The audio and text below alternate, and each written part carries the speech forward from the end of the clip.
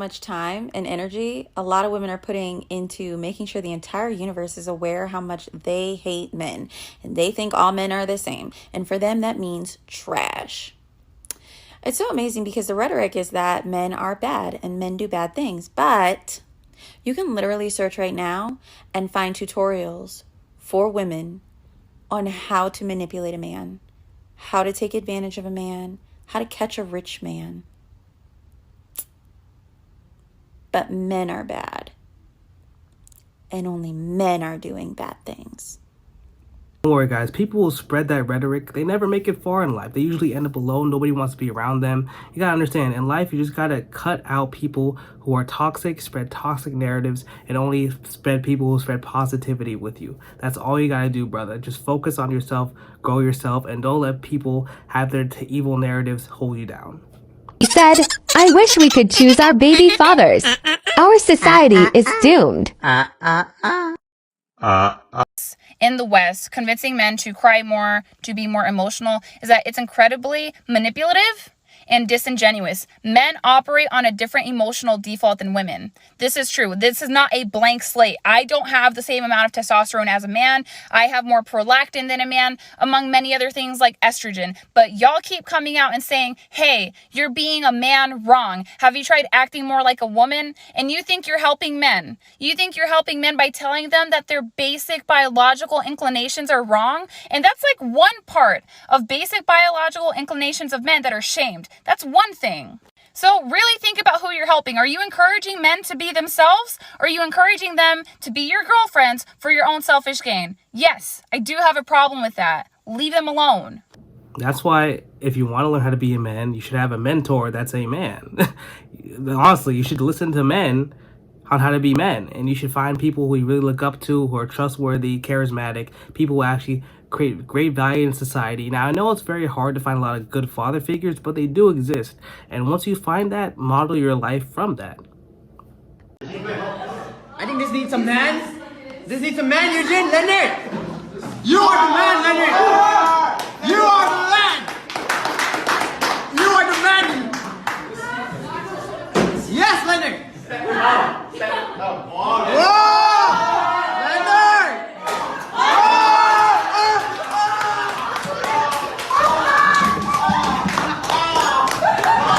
If he wanted to, he would. Maybe if he knew what you were actually thinking, which is never, because it's impossible to ever know what someone's thinking. Yeah, if he wanted to, he would. Is like so unfair to guys. It's so unfair. And same with unfair to girls in our brains. Yeah, it's like, what do you want him to do? Why does it have to be the guy? Like, we don't even give him a chance. Also, like, whenever girls are like, well, he needs to text me, and I am a victim of this. I do this all the time. It's like, if you want to, you do it. It's like, yeah, he might not text you because he doesn't want to bother you. He probably wants to text you. Yeah. Like, but he's afraid to text you. It's more goes, if he likes you, it won't matter type of thing. Peak hoe phase, I had sex with like 12 dudes in 1 week. Peak hoe phase, huh? Let's talk about this. This video is not about slut shaming, but yet I'm trying to pinpoint a problem that I'm continuing to see in videos like this, where people are laughing, joking about it, kikiing, haha, look at me. There is nothing cute or attractive about this. If you're somebody who actually has that much time on their hands to go and fuck 12 plus people a week, that just goes to show you have a serious deep-rooted problem. You might be insecure, you might need a lot of validation from other men. And listen, this goes for both genders. This is not just her. A lot of men do this. Whether you guys like to hear this or not, this is called a sex addiction. And if you continue to act like this when you're single, how are you supposed to be a loyal person in a relationship?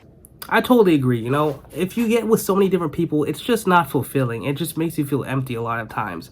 If you're with someone who's actually there to help you build your purpose, whatever it is, help you focus and grow as a person, that's completely different. It's not easy to find, but it's totally possible. Now, I definitely feel like you should have your own life together before you bring someone else into your life, though. But it's possible to have someone else to help you as a teammate. Siblings? I haven't got siblings, no. No, do you know what? I've got 3 nieces. I try and see them as much as possible. I've got 3 nephews. I just find it hard though, like, obviously... You have 3 nieces? Yeah, my brother. Did you have siblings? No. My brother's children. Oh, but you got a brother? I've got brothers. Alright, so what's your name? Kadisha, but people call me Kadish. Okay.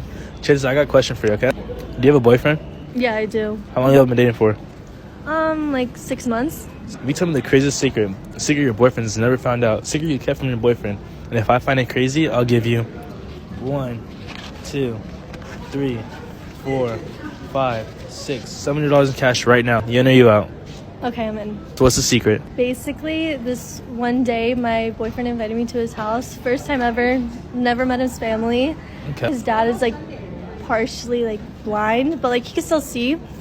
And when I saw him, he looked exactly the same as my boyfriend, like twins, just a little bit older. I was wearing like a really cute dress, and I think he thought I was his wife or something because he tried to make a move on me. What do you mean he tried to make a move on you? Like he tried to kiss me. And then what happened?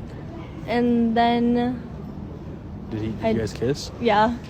And then what happened after that? Like my sugar daddy. So your boyfriend's dad is your sugar daddy? Yeah. Does your boyfriend know this? No, he does not.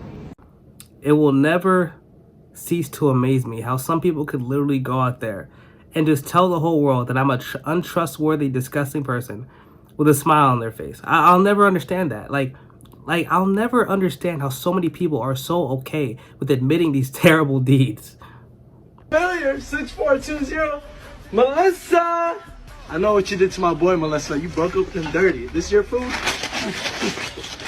Go ahead, eat your Taco Bell. As a relationship coach, one of the biggest problems I see with relationships in the West is that women are too masculine.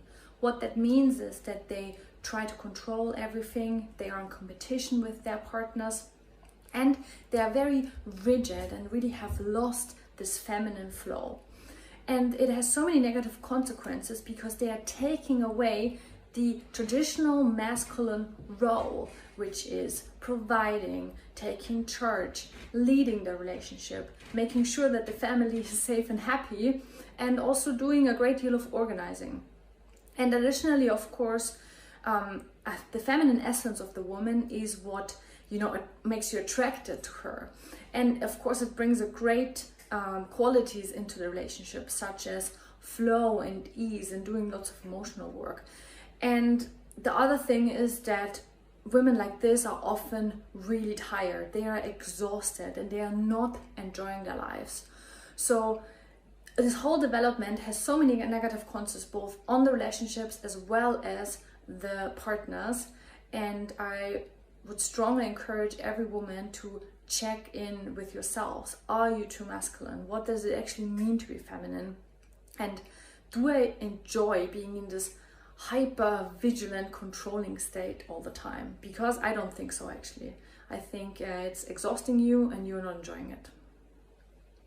Let me get this right. So, girl, you mean to tell me that during the whole time y'all was together and during the breakup process and everything else, like, you had no fault in nothing? You don't take responsibility for nothing at all?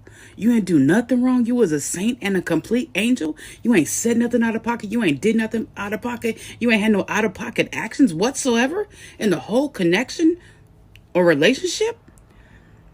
For real? You did have some kind of fault. There have been faults of yours.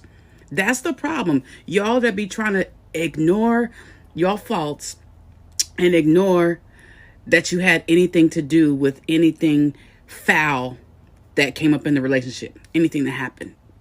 So, whatever. Y'all full of shit, and you're going to keep on staying stagnant, and men going to keep on leaving you because you... Can someone please explain to me why the hashtag body count challenge is now trending on TikTok and young women are posting their body counts for the world to see and scrutinize? This speaks to a broader issue that we're seeing on social media altogether, this form of narcissism that we're seeing in women.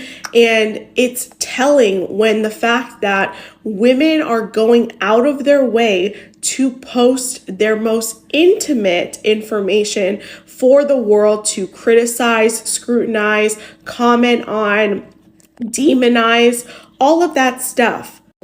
I urge young women to not post their body counts, not put yourself at unnecessary exposure, because I'm telling you, this is not going to help you in your long-term relationships. Because if you eventually want to be a wife or have a family, quality men don't want to be with promiscuous women. And if you are just posting this information for everyone to see, it proves to them what kind of woman that you are.